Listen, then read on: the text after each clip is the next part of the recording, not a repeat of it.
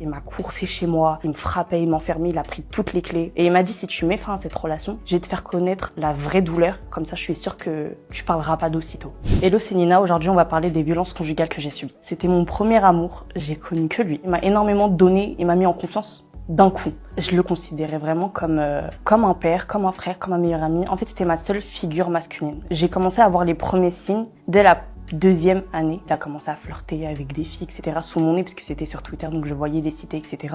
Je le confrontais directement, je lui disais, mais regarde, c'est pas correct, moi je me serais jamais permise. Lui, tout indigné, non mais t'es complètement folle, mais ça va pas la tête ou quoi. J'avais déjà vu des signes avant-coureurs d'une relation extra-conjugale qu'il aurait, et de là j'ai décidé de contacter la fille. Elle m'explique qu'ils ont une relation, etc. de 2019 à 2021. Elle m'envoie toutes les photos, toutes les vidéos, etc.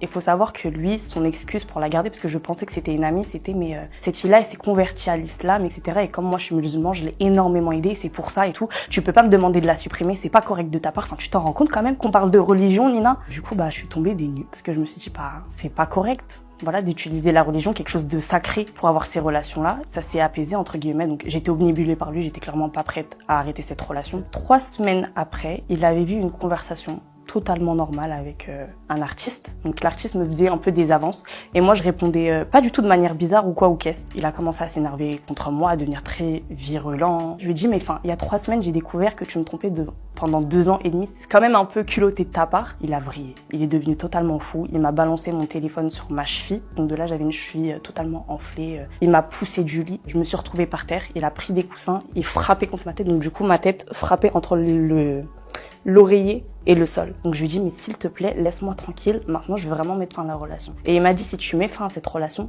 d'abord, je vais te faire connaître la vraie douleur, et là, comme ça, je suis sûre que tu parleras pas d'aussitôt. Donc il m'a coursé chez moi, il me frappait, il m'enfermait, il a pris toutes les clés, il finit par se calmer, il finit par partir. 2 jours après, il est revenu me voir en me disant, non mais Nina, je suis vraiment désolée, mais c'est en fait parce que moi-même j'avais très mal au cœur, donc ça, fallait que je l'exprime, etc.